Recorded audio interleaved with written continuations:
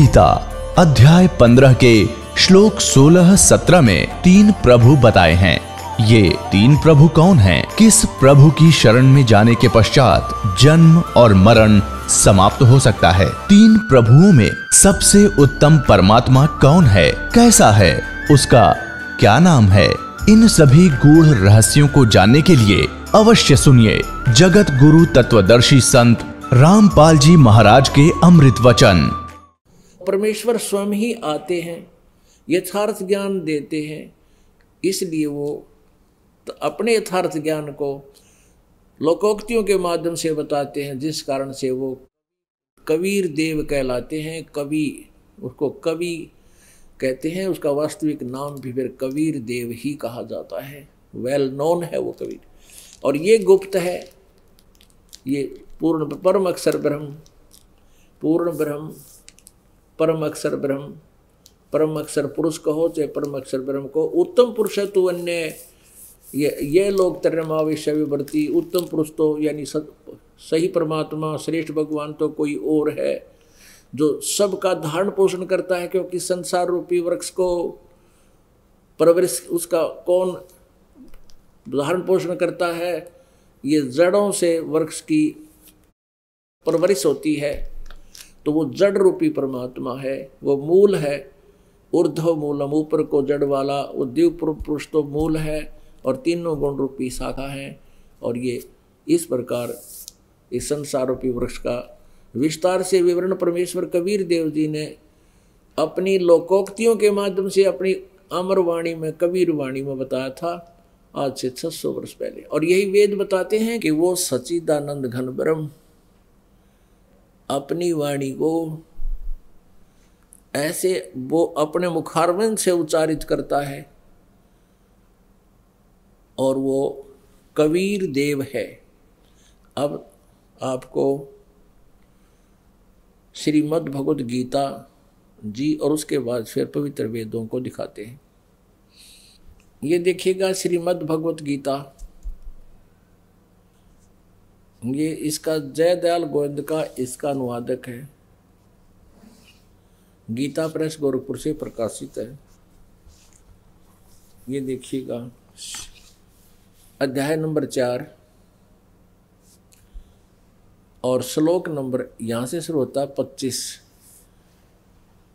इसमें क्या बताया कि दूसरे योगीजन यानी कुछ योगीजन साधक, योगीजन मन साधक, देवताओं के पूजन रूप यज्ञ का ही भली भांति अनुष्ठान किया करते हैं, और अन्य और कुछ अब ब्रह्मग्नव केवल ब्रह्म तक की साधना करते हैं। पर ब्रह्म, ये पर ब्रह्म नहीं, ब्रह्म ये स्पष्ट लिखा है, ब्रह्मग्नव, ब्रह्म परमात्मा की अग्नि में, रूप अग्नि में, यानी उसी की लगन में लगे रहते। इसका अर्थ ये होता है आत्म रूप यज्ञ का हवन किया करते हैं। आगे 26 में, और दूसरे यानी अन्य कुछ श्रोत्र आदि समस्त इंद्रियों को संयम रूप अग्नियों में हवन किया करते हैं, यानी आँख कान मूंद के हैं और उनसे अपनी साधना करते हैं। दूसरे योगीजन शब्द आदि यानी शब्द सप्रस रूप रसगंध इन विकारों को ही छोड़ने के प्रयत्न में कई क्रियाएं करते रहते हैं, इंद्रियों को अग्नियों में हवन किया करते हैं। और 27 में दूसरे योगीजन यानी कुछ इंद्रियों की संपूर्ण क्रियाओं को और प्राणों की समस्त क्रियाओं को, प्राण मन सांस की क्रियाओं को ज्ञान प्रकाशित आत्म संयम रूप योग रूप अग्नि में हवन किया करते हैं, या कुछ आत्म संयम में ही प्रयत्नशील रहते हैं। 28 में कई साधक, कई व्यक्ति द्रव्य संबंधी यज्ञ करने वाले हैं, जैसे कि भंडारा करवा दिया, किधर को मंदिर बनवा दिया, धन से जो क्रिया होती हैं उसी से मोक्ष मानते हैं। और कुछ तपस्या रूपी यज्ञ करने वाले हैं, कुछ तपस्या रूपी अनुष्ठान करते तपस्या करते रहते हैं। और दूसरे कितने ही केवल योग ही करते हैं, आसन योग अभ्यास की तरह किसी तरह की तरह कार रोक कर दिखा दी, की तरह कुछ कर दिया, इस तरह की क्रियाओं में लगे रहते हैं। कितने ही अहिंसा आदि तीक्ष्ण व्रतों से युक्त, यानी जैसे मुंह पर पट्टी बांध कर नंगे पैरों घूमना, चाहे सर्दी हो चाहे गर्मी हो, वो इतनी ही क्रियाएं करते हैं यत्नशील पुरुष। और कुछ स्वाध्याय रूप ज्ञान यज्ञ करने वाले हैं, जैसे गीता जी का डेली पाठ कर लिया करते, कोई गायत्री मंत्र बना रखा था वो उसको या उसको बार बार रिपीट करते रहते, कुछ ऐसा ही करते रहते हैं। 29-30 में क्या कहा है। और कितने ही योगी जन अपान वायु में प्राण वायु को हवन करते हैं, यानी अपने अंदर ही क्रियाओं को करते रहते हैं, पान अपान वायु को सेट करते रहते हैं, प्राण वायु को अपान वायु में को हवन करते हैं। अन्य कितने ही नियमित आहार अल्पाहारी रहते हैं, फूल फल खा लिए, बस फल खा लिया एक आधा करने वाले। प्राणायाम प्राण पुरुष प्राण और अपान की गति को रोक कर प्राणों को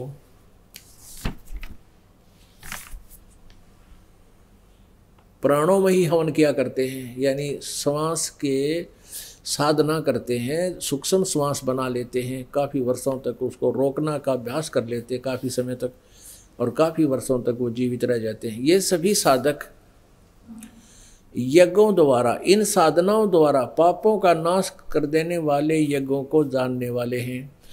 इसका अर्थ थोड़ा गलत कर दिया इन्होंने। इसका अर्थ है कि ये सभी अपनी साधनाओं को पाप नाश करने वाला मानते हैं। अच्छा, 31 में क्या कहा है कि जो साधना ही नहीं करते वो तो कति नालायक हैं, उनका आस्थाएं खत्म हो जाती है, भगवान में नास्तिक हो जाते हैं। कुरुश्रेष्ठ अर्जुन, यज्ञ से बचे हुए अमृत का अनुभव करने वाले सनातन पर ब्रह्म, यानी सनातन पर ब्रह्म जानती, यानी उस सनातन परमात्मा अनादि भगवान सच्चिदानंद घन ब्रह्म को, परम अक्षर ब्रह्म को प्राप्त होते हैं। और यज्ञ न करने वाले पुरुष के लिए, यानी जो साधना करते ही नहीं, भक्ति करते ही नहीं, उनके लिए तो मनुष्य लोक भी सुखदायक नहीं होता, तो परलोक तो कैसे सुखदायक हो सकता है। अब 32 में स्पष्ट किया है, अध्याय नंबर 4 के श्लोक नंबर 32 में। इस प्रकार और भी बहुत तरह के यज्ञ, यज्ञ माने धार्मिक अनुष्ठान, ब्रह्मण मुखे, अब ये देखना ब्रह्मण मुखे, इन्होंने यहाँ गलत कर दिया, वेद की वाणी में नहीं, ये लिखना था उस उत्तम पुरुषत्व अन्य, उस और परमात्मा है ना जो सच्चिदानंद घन ब्रह्म अक्षर पुरुष, उसकी वाणी में। अब ब्रह्मण का अर्थ देखते हैं, इन्हीं के द्वारा अनुवादित है अध्याय नंबर 17 का और श्लोक नंबर 23। ये देखिएगा, ये देखो अध्याय नंबर 17 का और श्लोक नंबर ये 23 है। इसमें देखो, ओम तत्सत इति निर्देश है ब्रह्मण, ये स्पष्ट लिखा है, ब्रह्मण त्रिविध है समर्थ है, ब्राह्मण तेन वेदा च यज्ञ च विहिता पुरा। अभी से हमने सिर्फ यहाँ से लेना है कि ब्रह्मण का क्या अर्थ बनता है। ओम तत्सत, ओम ओम तत्सत तत्सत सत, ऐसे यह 3 प्रकार का ब्रह्मण माने सच्चिदानंद घन ब्रह्म का, निर्देश माने नाम कहा है।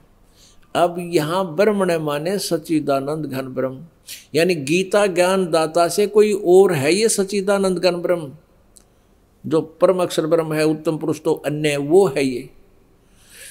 अब इस ब्रह्मण का अर्थ हम लेंगे सच्चिदानंद घन ब्रह्म। अब हम आ जाते हैं अध्याय नंबर 4 के श्लोक नंबर 32 में, फिर पुनः यहाँ देखिएगा अध्याय नंबर 4 का और श्लोक नंबर 32। अब यहाँ आइएगा, इस प्रकार और भी बहुत तरह के यज्ञ धार्मिक अनुष्ठान की विधि। अब यहाँ लिखना हमने सच्चिदानंद घन ब्रह्म की वाणी में उनके मुख से बोले गए वचन, ब्रह्मण मुखे, मुख माने मुख, ब्रह्मण माने सच्चिदानंद घन ब्रह्म, सच्चिदानंद घन ब्रह्म के मुख से उच्चारित ज्ञान में, वाणी में, सच्चिदानंद घन ब्रह्म की वाणी में वो विस्तार से कहे हैं।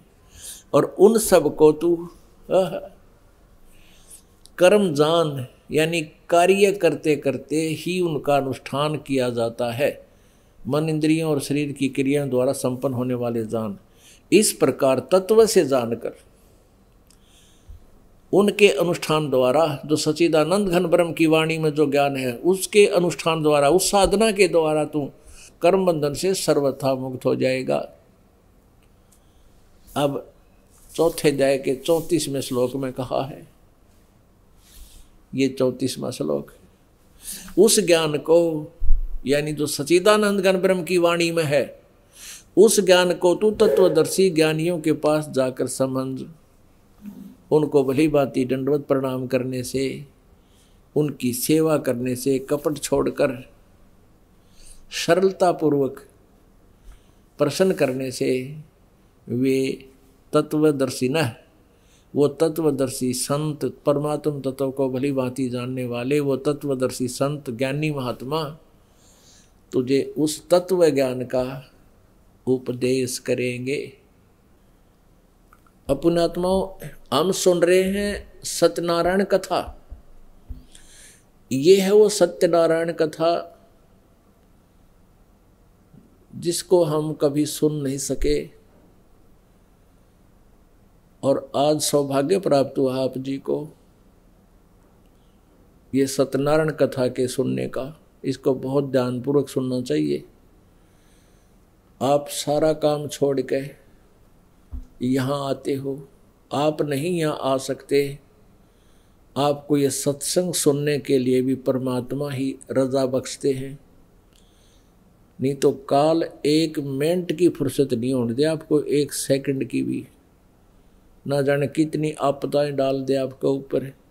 कोई हॉस्पिटल में पड़ा है, किसी की टांग टूट गई, किसी को और कोई घाटे हो गए, कोई और बीमारी लग गई, या 100 प्रकार के झंझट आपके जी ने रखे हैं। ना घर से निकला जा और पैसे लगे, हॉस्पिटल में पड़ा रहा है, कोई मुकदमा हो जाए।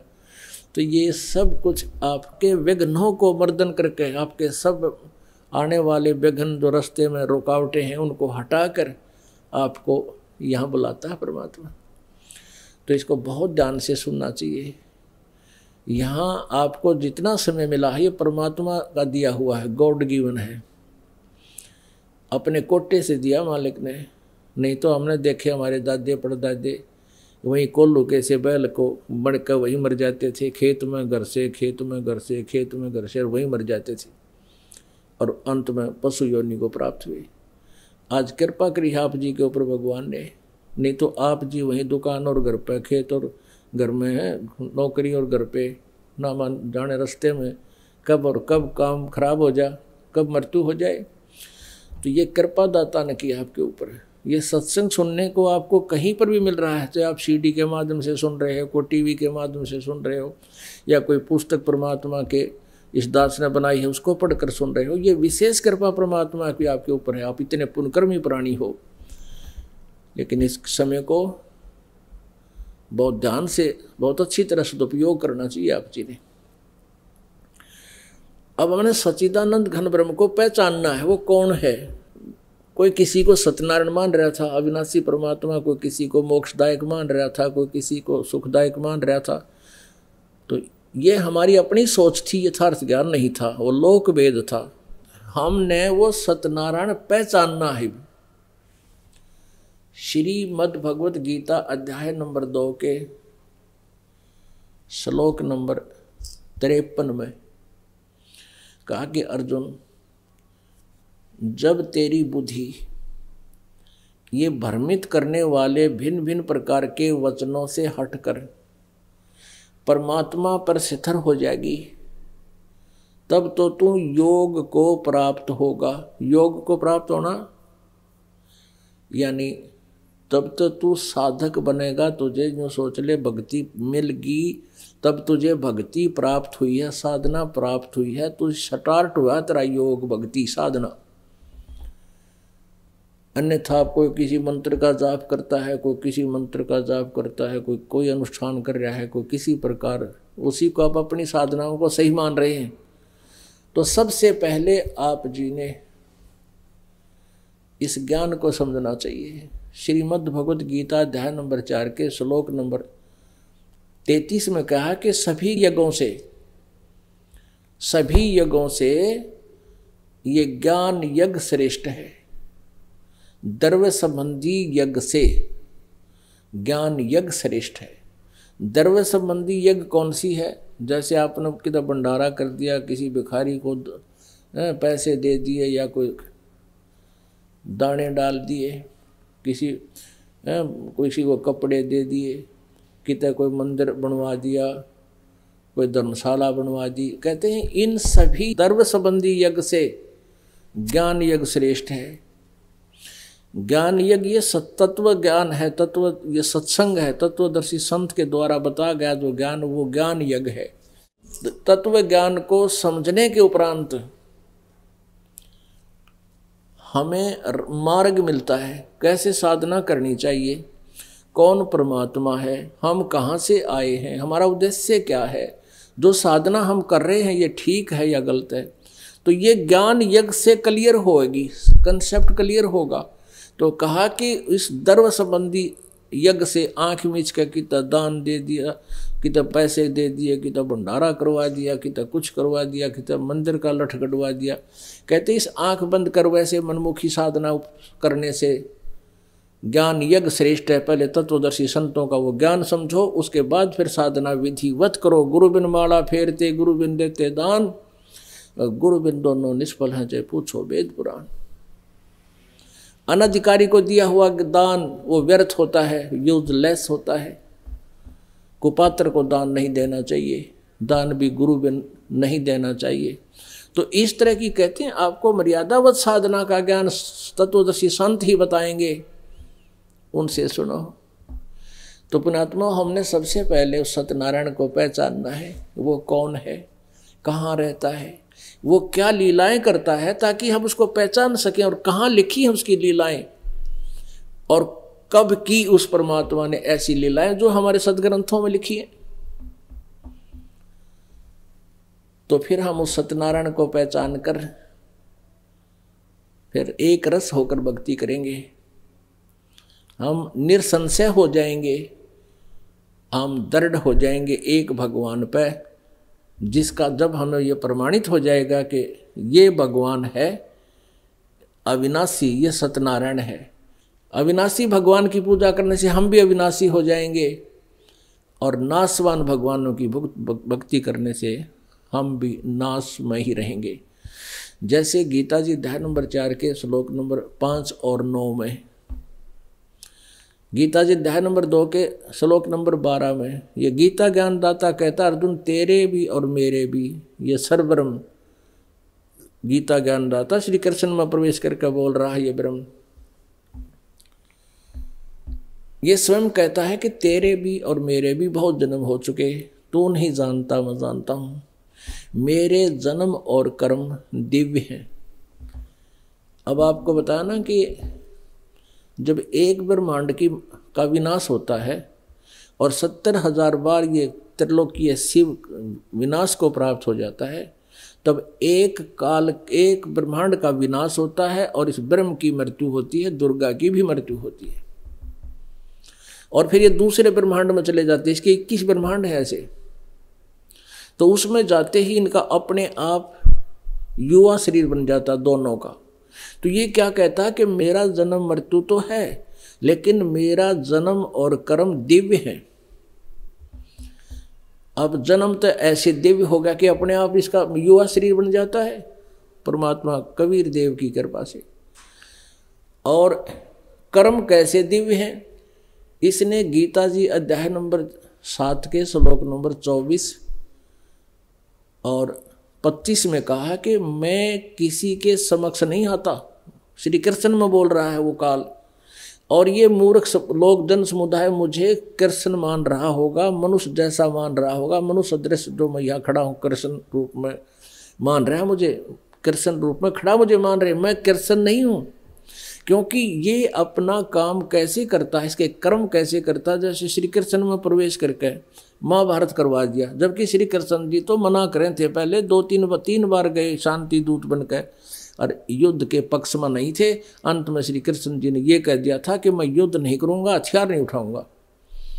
और फिर वही श्री कृष्ण बार बार कह रहे हैं कि उठ ले अर्जुन, तू तो कर ले युद्ध, तुझे पाप नहीं लगेंगे, तू तो निमित्त मात्र है, तेरे दोनों हाथों में लड्डू हैं, युद्ध में मर गया तो स्वर्ग में जाएगा और विजयी हुआ तो पृथ्वी का राज्य भोगेगा। श्री कृष्ण नहीं कह रहा था, उस समय ये काल बोल रहा था, कहते मेरे कर्म और जन्म दिव्य है। जैसे विष्णु पुराण में ये काल महाविष्णु भी कहलाता है। दो उदाहरण उसके अंदर एक बहुत ही अच्छे हैं। इसने एक बार राक्षसों और देवताओं का युद्ध हो गया, देवता हार गए, उन्होंने फिर बैठ के साधना की, विष्णु रूप में प्रकट हो गया, क्योंकि वो विष्णु के उपासक थे। और उनसे कहा कि तुम चिंता ना करो, मैं तुम्हारी विजय के लिए एक राजा के शरीर में प्रवेश करूंगा और उसको युद्ध के लिए खड़ा कर लो, मैं आप सारे मार दूंगा। ऐसे इसके कर्म और जन्म दिव्य हैं, लेकिन जन्मता मरता ये भी है, अविनाशी नहीं है। और ब्रह्मा विष्णु महेश भी तीनों नाशवान है, अविनाशी नहीं है। अपने आत्माओं ये बात बिगड़ जाती है कि आज तक हमने ब्रह्मा विष्णु महेश को अविनाशी ही सुना है, नाशवान नहीं सुना था। पहले ये कंसेप्ट क्लियर करना पड़ेगा कि ब्रह्मा विष्णु महेश नाशवान है, अविनाशी नहीं है। ये सत्यनारायण नहीं है, अविनाशी प्रभु नहीं है। देखिएगा, इन्हीं का इतिहास बताता है। श्रीमद् देवी भागवत,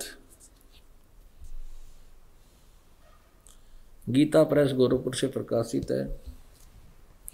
संपादक हनुमान प्रसाद पोदार, चिमनलाल गोस्वामी, गीता प्रेस गोरखपुर से प्रकाशित है। इसके 123 पृष्ठ पर देख लेते हैं, इसे सारा सब स्पष्ट हो जाएगा। तीसरा स्कंद 123 पृष्ठ, यहाँ देखिएगा। भगवान श्री विष्णु जी अपनी माता दुर्गा की स्तुति कर रहे हैं, तुम शुद्ध स्वरूपा हो, यह सारा संसार तुम्ही से उद्भासित हो रहा है। मैं ब्रह्मा और शंकर हम सभी तुम्हारी कृपा से विद्यमान हैं। हमारा आविर्भाव माने जन्म और तिरोभाव माने मृत्यु हुआ करता है। हमारा जन्म और मृत्यु हुआ करता है। हम अविनाशी नहीं, हम सत्यनारायण नहीं है। केवल तुम ही नित्य हो, जगत जननी हो, प्रकृति और सनातनी देवी हो।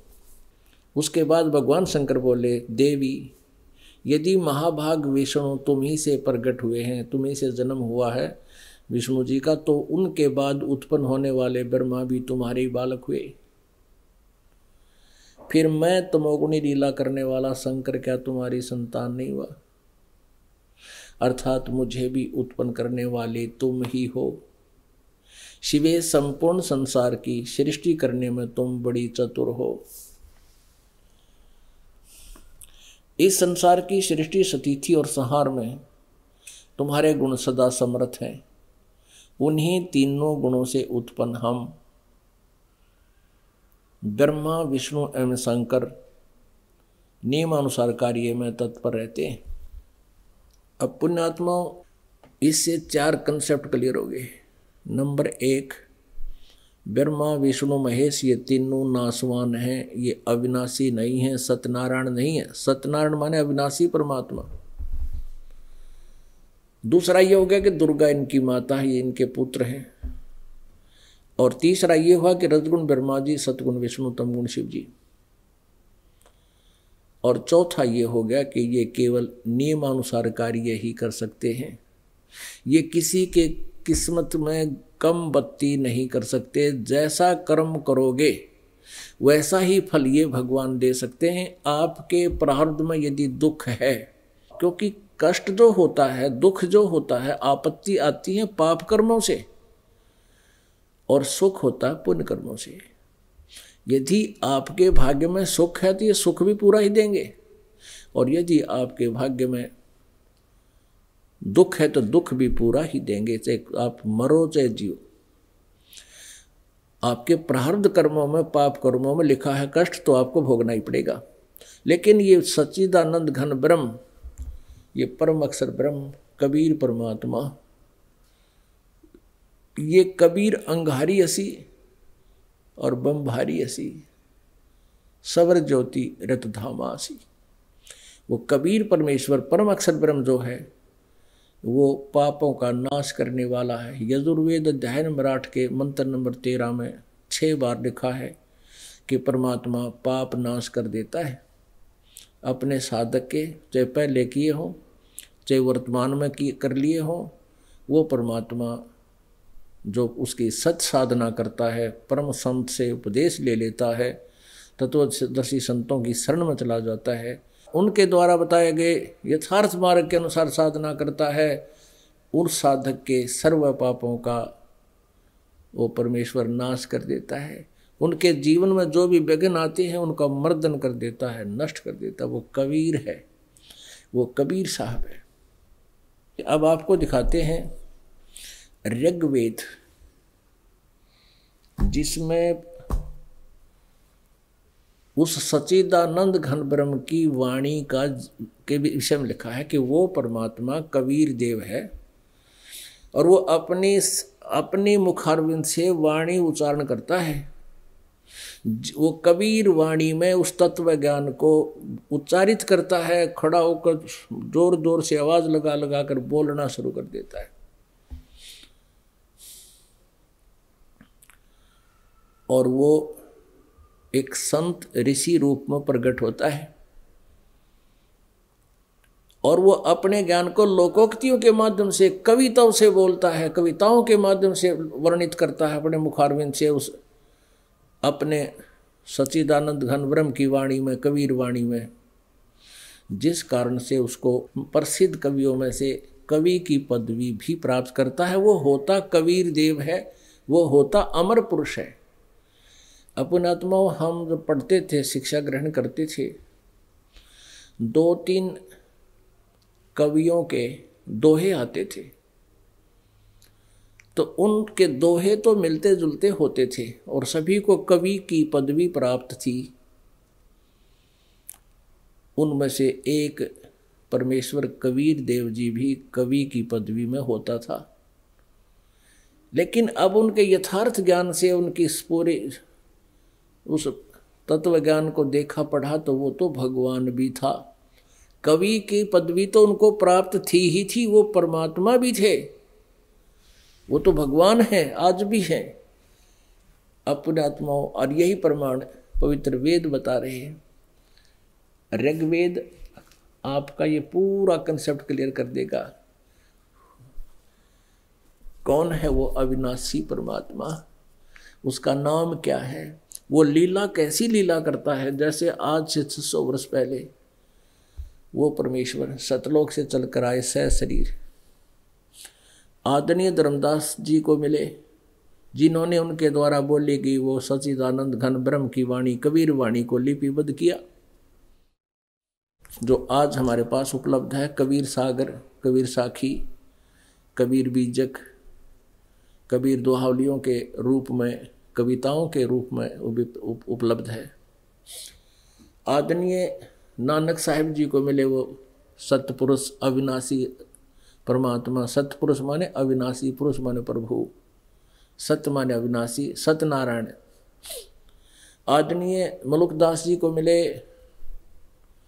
आदरणीय दादू साहिब जी को मिले, आदरणीय गरीबदास साहिब गांव छुडानी, जिला झज्जर, हरियाणा वाले को वो परमेश्वर सच्चिदानंद घन ब्रह्म आकर के सतलोक से चलकर आए और वहाँ छुडानी गांव के खेतों में जब गरीबदास जी 10 वर्ष के बालक गौओं को चरा रहे थे, उस समय मिले। आदरणीय घीसादास साहिब जी को खेखड़ा वाले को मिले, जो उत्तर प्रदेश मेरठ में। तो ये लीला परमात्मा परम अक्षर ब्रह्म किया करते हैं और वही आज वेद गवाही दे रहे हैं। ये देखिएगा ऋग्वेद मंडल नंबर 9 सूक्त नंबर 86 और मंत्र नंबर 26। अनुवाद इन्हीं कहाँ से प्रकाशित है पहले ये देखेंगे ना, तो न सोचेंगे आप पर डायरेक्ट होगी नगीता।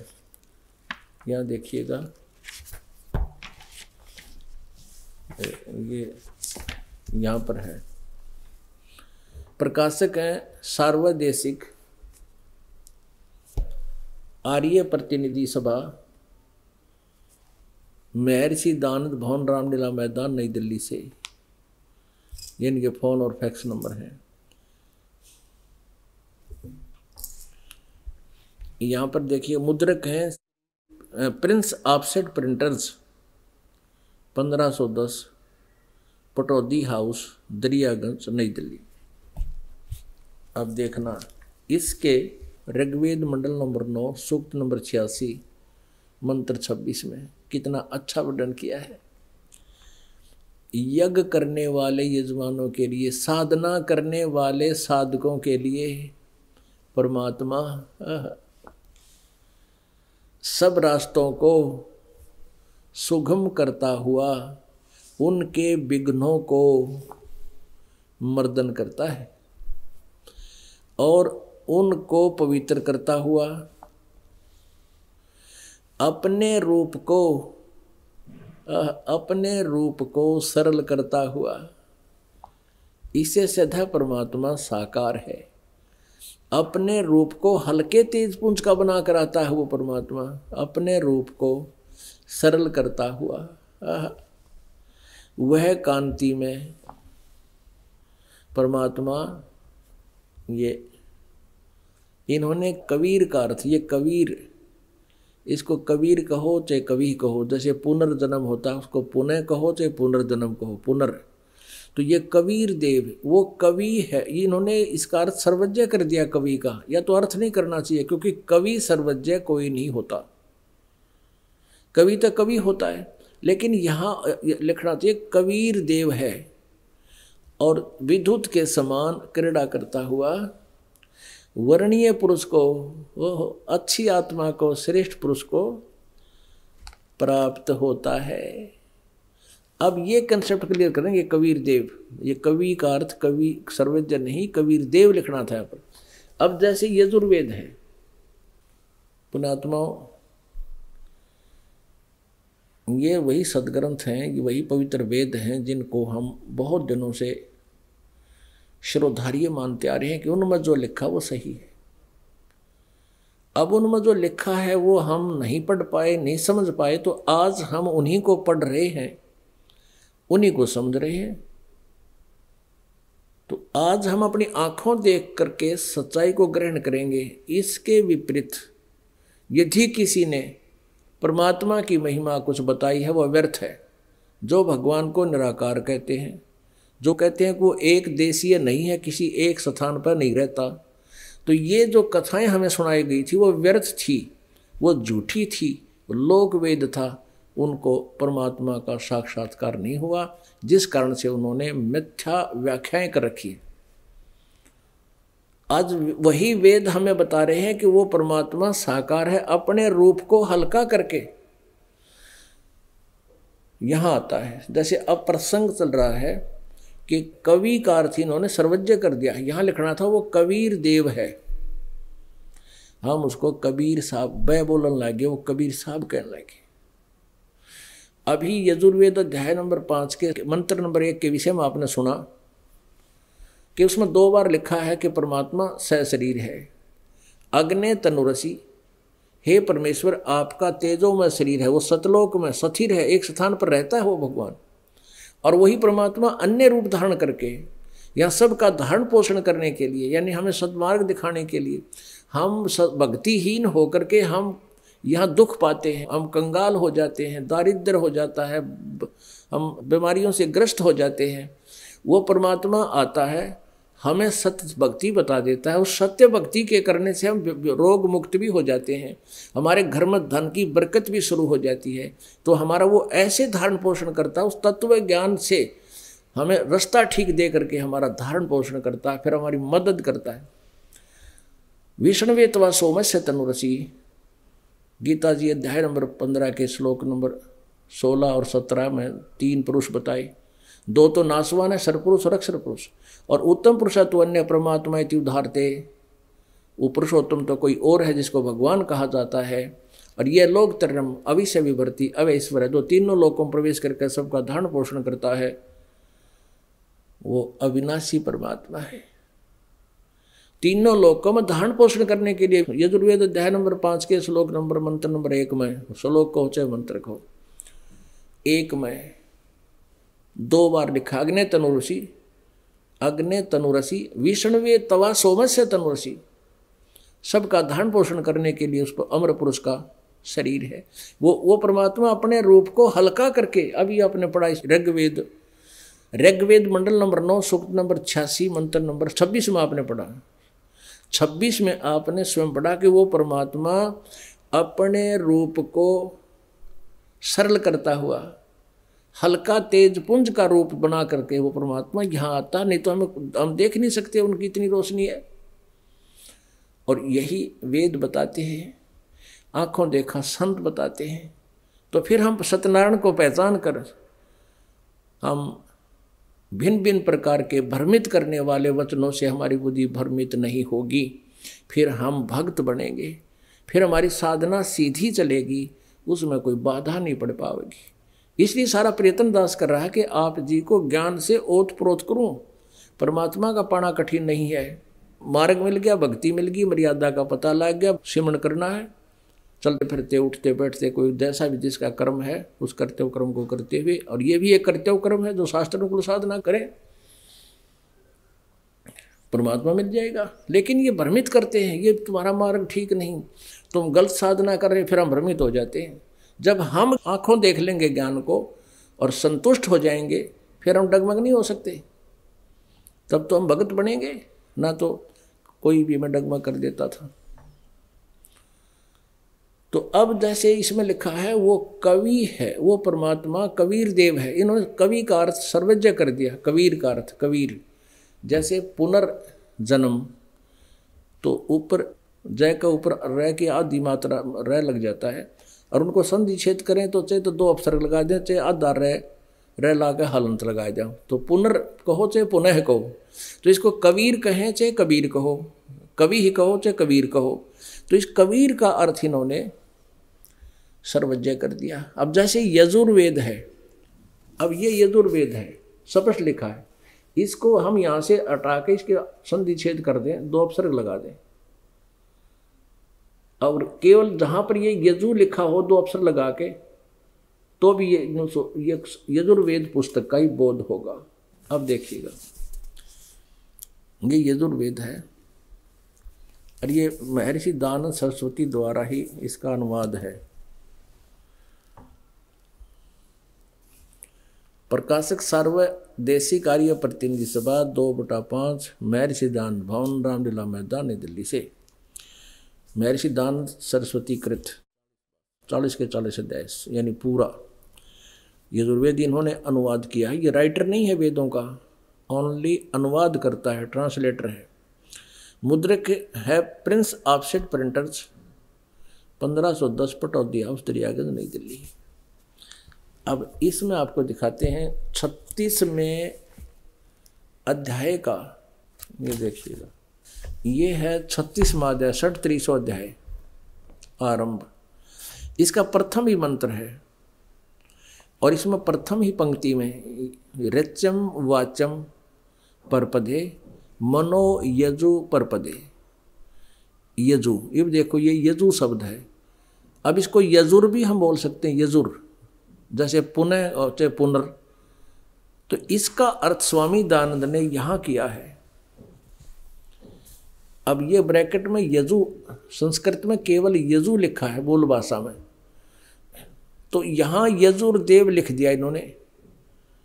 अब यदि यहाँ इसका अर्थ कर देते यज्ञ सतुतियों को प्राप्त हो, तो यहाँ यज्ञ सतुतियाँ लिख देते, यजुर्वेद पुस्तक का बोध नहीं होता।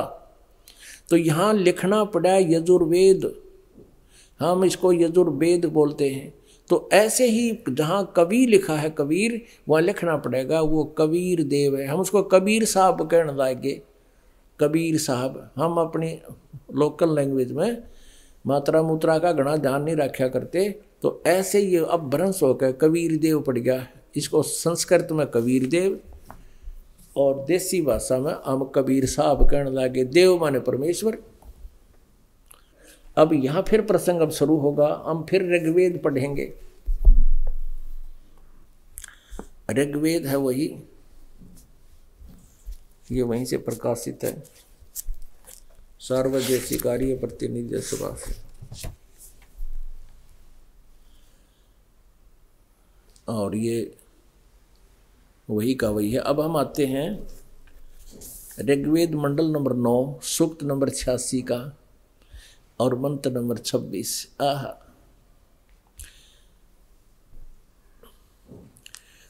पदार्थ, यज्ञ करने वाले यजमानों के लिए, यज्ञ माने धार्मिक अनुष्ठान, साधना करने वाले साधक के लिए, यजमान माने साधक के लिए परमात्मा सब रास्तों को सुगम करता हुआ उनके विघ्नों का मर्दन करता है और उनको पवित्र करता हुआ और अपने रूप को सरल करता हुआ, यानी परमात्मा साकार है तभी तो रूप का जिक्र आया।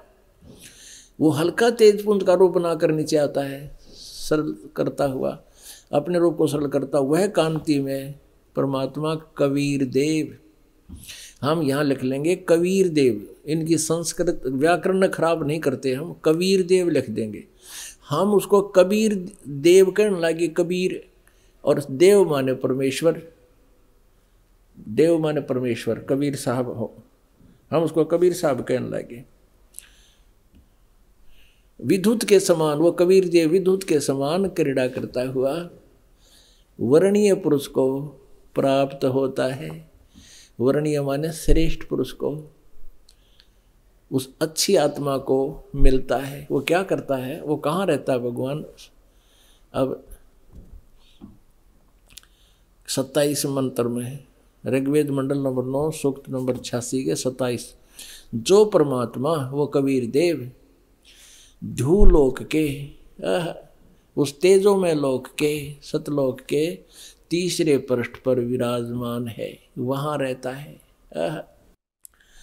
अपनात्माओं यह स्पष्ट हो गया कि ऋग्वेद मंडल नंबर 9 सूक्त नंबर 86 के मंत्र 26-27 में दोनों कंसेप्ट क्लियर हो गए कि वो परमात्मा कबीर देव है और वो साकार है और वो बिजली जैसी गति से वहाँ से चलकर आता है। कहाँ से, वो ध्रुलोक के तीसरे पृष्ठ पर विराजमान है। इसके समर्थन में कि वो तीसरे लोक में रहता है, वो एक देशीय है, एक स्थान पर रहता है। अब इसके और समर्थन में आपको दिखाते हैं, जो हम जहाँ आपको आज के सत्संग के आधार से लाना चाहते हैं। ऋग्वेद मंडल नंबर 9 और सूक्त नंबर 96 के मंत्र नंबर 16, 17, 18, 19 और 20 कति कंसेप्ट क्लियर कर देते हैं। इसमें क्या पूछा है, मंत्र नंबर 16 में ऋग्वेद मंडल नंबर 9 सूक्त नंबर 96 यानी 96 के मंत्र 16 में ये पूछा है कि हे परमात्मा, आप अपने उस यथार्थ उत्तम नाम का, श्रेष्ठ नाम का ज्ञान कराए। आपका वास्तविक नाम क्या है, ये देखिएगा, पढ़िएगा। ऋग्वेद मंडल नंबर 9 सूक्त नंबर 96, ऋग्वेद मंडल नंबर 9 और सूक्त नंबर 96, इसमें 16वां मंत्र है। गुहम चारु नाम, यहाँ इसका अर्थ है, हे परमात्मन, गुहम माने सर्वोपरि रहस्य युक्त, गुप्त, गुहम माने गुप्त, श्रेष्ठ नाम, नाम माने नाम, आपका जो श्रेष्ठ नाम है, ये तुम्हारी संज्ञा, अर्थ गलत कर दिया, नाम का अर्थ रख दिया, जो तुम्हारी श्रेष्ठ संज्ञा नहीं, जो तुम्हारा श्रेष्ठ नाम है, आप उसका ज्ञान कराएं,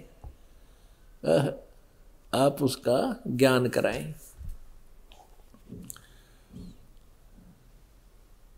यहाँ इसका यहाँ ज्ञान बताया है 17वें में। 17वें में उसका नाम बताया परमात्मा का। क्या लिखा है? शिशुम जगानम हरियंतम मर्जंती शुभंती वहीन मृतोगणेन कबीर गिरभी। ये ऊपर रेला रखे कबीर गिरभी कावेना। और यू कबीर देव संत सोम है पवित्र अति एति अत्यति रेभन। रेभन माने गर्जता हुआ। ये देखो रेभन सन गर्जता हुआ। अब इन्होंने यहाँ लगाना था। ये है संत सोम पवित्र अत्यति रेभन कबीर। और ये कबीर गिर भी क्यों इन्होंने अनुवाद नहीं करना आया। हम मोटा मोटा इन्हीं से लेंगे तभी हम समझ सकेंगे। यहाँ इन्होंने इस कवि का अर्थ क्या कर दिया? कवि लोग कर दिया। ये कबीर गिर भी। अब यू रे हटा के 2 बिंदी ला दी। ये देखो रे हटा के और कवि के 2 बिंदी ला दी। और गिर भी माने वाणी द्वारा। अब फिर देखो आप बुद्धिमान हो शिक्षित हो। देवनागरी लिपि है संस्कृत कोई पहाड़ नहीं है। कबीर गिर भी माने ये वाणी द्वारा अपने आप अनुवाद कर रहे हैं। और ये कबीर है ये लिखा हुआ। हम यहाँ इसको मान लें कबीर वाणी द्वारा। और ये दूसरा जो कबीर है इसका इन्होंने किताब वर्णन नहीं कर रखा। इन्होंने कहीं पर भी इस कबीर का अनुवाद नहीं किया। ये देखो शिशु ये ब्रैकेट में है संस्कृत शब्द। ये देखो ब्रैकेट में ये तो ये हर्त ये देखो कहीं पर भी और कवि नहीं है। ओनली एक कवि लिया है। ये देखो इसलिए इन्होंने गलत सलत अनुवाद करके खिचड़ी बना रखी है। यो कबीर शब्द एक और है। इसका अर्थ है कि वो शिशुम जगानम जो परमात्मा ऋग्वेद मंडल नंबर 9 सूक्त नंबर 1 के मंत्र नंबर 9 में जिसके बारे में कहा है कि वो शिशु रूप धारण करके आता। अब थोड़ा सा वो देखेंगे आप। ये भी दिखाता हूँ आपको अभी। ऋग्वेद मंडल नंबर 9 सूक्त नंबर 9 के मंत्र नंबर 1 में ये देखिएगा जिसके विषय में कहा कि जब वो शिशु रूप धारण करके वो परमात्मा आता है उसकी परवरिश कंवारी गायों से होती है। फिर वो बड़ा होकर अपने ज्ञान का उपदेश करता है। ऋग्वेद मंडल नंबर 9 सूक्त नंबर 1 और मंत्र नंबर ये 9 है। इसमें लिखा है ये शिशुम उस इमम माने उस इन्होंने किया सोम स्वभाव वाले पुरुष को, पुरुष नहीं परमेश्वर को, सोम उस अमर पुरुष को, शिशुम जो शिशु रूप में धारण करके प्रकट होता है कुमार अवस्था में ही। अभी सब प्रकार, अभी माने सब प्रकार से, अधन्या माने अहिंसनीय, धेनुआ माने गौएं। अभी अधन्या का अर्थ होता कंवारी जो कभी भी सांड के द्वारा टच ना की गई हो, सताई ना गई हो, अहिंसनीय।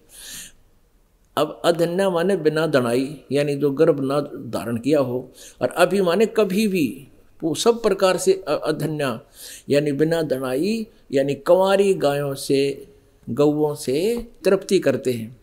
अभी इन्होंने ज्ञान तो था नहीं, शब्दों के कुछ ठीक कुछ गलत अर्थ करके अपना अनुवाद करके दर दिया। जनता इसको पढ़ती रही, कुछ समझ में आया ना। उस अमर पुरुष को जो शिशु रूप धारण करके आता है, जो बालक रूप शिशु रूप धारण करके प्रकट होता है, उसको सब प्रकार से यानी अधन्य धेनुआ, अभी अधन्या धेनुआ, सब प्रकार से यानी कंवारी गांवों के द्वारा उसकी तृप्ति होती है। उसकी पालन पोषण की लीला उस कुंवारी गायों से होती है। अब फिर हम आते हैं ऋग्वेद मंडल नंबर 9 सूक्त नंबर 96 के मंत्र नंबर 17 में। इसमें स्पष्ट गया कि वो शिशु रूप में जो प्रकट होता परमात्मा फिर बड़ा होकर के अपने ज्ञान का उपदेश करता है वो। और उस ज्ञान के उपदेश में वो अपनी सच्चिदानंद घन ब्रह्म की वाणी में, अब देखो गीता जी अध्याय नंबर 4 के श्लोक नंबर 32 को स्पष्ट करने के लिए ये ढेर सारे प्रमाण आपके समक्ष रखने पड़ेंगे। अब उस सच्चिदानंद घन ब्रह्म की वाणी कहो चाहे कबीर वाणी कहो, क्यों उस परमेश्वर ने अपने मुखारविंद से जो उच्चारण की है वाणी, उसके द्वारा वो अपनी लोकोक्तियों के माध्यम से ज्ञान प्रचार करता है, लेकिन वो कबीर देव होता है। यहाँ देखो, अब फिर आते हैं वहीं पर ऋग्वेद मंडल नंबर 9 सूक्त नंबर 96 में। अब 96 का हम अब एक पढ़ चुके हैं कि आप अपने सर्वोपरि रहस्य श्रेष्ठ जो आपका नाम है, ये गलत नाम है, आप उसका ज्ञान करें। इसका ज्ञान यहाँ करा रखा है। अब देखो, देव माने परमेश्वर, ये खुद अर्थ कर रहे हैं, देव माने परमेश्वर। हम कबीर देव कह देते हैं, कबीर परमेश्वर। यहाँ देखो 17 में क्या कहा है कि वो शिशुम जगानम हरियंतम, जो शिशु रूप में जानबूझकर यहाँ प्रकट होता है और ज्ञान देने के उद्देश्य से वो परमात्मा आता है। तो उस समय वो अपनी महिमा की वाणी कबीर गिरभी द्वारा, कबीर वाणी द्वारा, कबीर या कबीर वाणी द्वारा, कबीर ही लिखा हम इसको, कबीर वाणी द्वारा और कविता से, काव्यना माने कविता से, यानी कविताओं के माध्यम से बोलता है। और वो अमर स्वरूप, वो सोम अमर परमात्मा, वो सोम से तनुरसी, वो अमर पुरुष, और अपने ज्ञान को पवित्रम अत्यति, अत्यति मन अत्यधिक पवित्रता के साथ रेभन गरजता हुआ वर्णन करता है। तो ये लिखा है वो कबीर संत सोम, वो कबीर देव जो संत रूप में या ऋषि रूप में आता है, वो अमर परमात्मा होता है। इन्होंने एक कवि का अर्थ कर दिया, दूसरे का कराया नहीं, इन सारा नाश कर दिया। जब ये सारा सेंटेंस खत्म हो गया, इस सारे वैल्यू खत्म हो गई इस मंत्र की, जहाँ इन्होंने एक इस कबीर देव का अर्थ लिखा। वो कबीर देव है, वो अमर परमात्मा कबीर देव है, जो संत रूप में प्रकट होता है, बड़ा होता है। संत कहो चाहे ऋषि कहो, साधु कहो, अच्छी आत्मा कहो। पर अब इसका यहाँ देखो 18वें में, वो कवि नाम, पदवी कवि नाम, ऋषि मना ये ऋषि करत, ऋषि मना ये ऋषि करत। जो संत रूप में जो परमात्मा यानी ऋषि रूप में प्रकट होता है, उस ऋषि करत जो सहस्र अणित है, हजारों असंख्यों वाणियाँ, हजारों वाणी जो बोलता है, वो ऋषि मना, ऋषि स्वभाव के, संत स्वभाव के भक्तों के लिए वो बहुत सवरसा माने बहुत आनंददायक होती है। और वो परमात्मा कवियों में से एक प्रसिद्ध कवि की भी पदवी प्राप्त करता है। और वो तृतीयम धाम, वो तीसरे धाम में विराजम अनुराजती सतुप शिष्य महिष शिष्य संत सोम। इसका स्पष्ट अर्थ है कि वो तीसरे धाम में रहता है, विराजमान है, वो ऋषि रूप, और वहाँ से चल कर आता है। यहाँ देखिएगा इसका अनुवाद। अब वही 18वां मंत्र चला, सोम स्वरूप परमात्मा, वो अमर परमात्मा पालन की इच्छा करता हुआ तीनों लोकों में प्रवेश करके जो सबका धारण पोषण करता है, वह अव्यय ईश्वर 15वें अध्याय का, गीता जी के 15वें अध्याय का 17वें श्लोक से संबंधित है। वह अमर परमात्मा पालन की इच्छा करता हुआ तीनों लोकों में प्रवेश करके सबका धारण पोषण करने के उद्देश्य से जो महान परमात्मा तृतीयम धाम देवयान और पितरान, इन दोनों से पृथक तीसरा जो मुक्ति धाम है, उसमें विराजमान है। ये ज्ञान योगी इन्होंने गलत फंसा दिया, सिर्फ अपनी दानंद की अच्छी सोच को बनाए रखने के लिए वेदों का भी अनर्थ कर रहे हैं। यहाँ भगवान की महिमा चल रही है, ज्ञान योगी से कोई लिंक नहीं। वो तीसरे लोक में है, विराजमान है। बस ये ज्ञान योगी हटा दे यहाँ से, वो विराजमान है। वो तीसरे धाम में, तृतीयम धाम विराजम, तीसरे धाम में विराजमान है। ऋषिकृत, देखो इसका अर्थ सब ज्ञानों का प्रदाता। ऋषिकृत माने उस ऋषि रूप में प्रकट परमात्मा द्वारा बोली गई, रचना की गई कबीर वाणी। ऋषि मना, ऋषि जैसे संत स्वभाव वाले भक्तों के लिए वो सहस्रान्वित है। अनंत प्रकार की सत्वनीय, अनिथा माने वाणी होती है, हजारों प्रकार की वाणी। कवि नाम पदवी, जो कानदर्शियों की पदवी कवि नाम है, कवियों में से एक पदवी प्राप्त करता है, प्रसिद्ध कवियों में से भी उसका मुख्य स्थान होता है, लेकिन वो होता है परमात्मा, अपने आत्मा। ऋग्वेद मंडल नंबर 9 सूक्त नंबर 96 का 16 और 17 और 18 आपने 3 मंत्र पढ़ लिए। इनमें स्पष्ट कर दिया कि वो कबीर देव, वो परमात्मा जो बालक रूप में प्रकट होता है और उसका नाम कबीर है, कबीर देव। और वो जो बालक रूप में प्रकट होकर बड़ा होता है वो संत या ऋषि पर के रूप में जाना जाता है। वो फिर अपनी महिमा की वाणी, यथार्थ ज्ञान, तत्व ज्ञान वो कविताओं के माध्यम से, दोहों के माध्यम से वर्णित करता है। लेकिन वो होता है परमात्मा कबीर देव ही, अमर पुरुष होता है वो कबीर देव, अमर पुरुष होता है। और उसके द्वारा बोली गई वह अमर वाणी, उनके द्वारा बनाई गई वो लोकोक्तियाँ अमर वाणी की, उनके शिष्यों के ऋषि मना साधु संत भक्तों के लिए बहुत अच्छी लगती है, मधुर होती हैं, प्रिय होती हैं।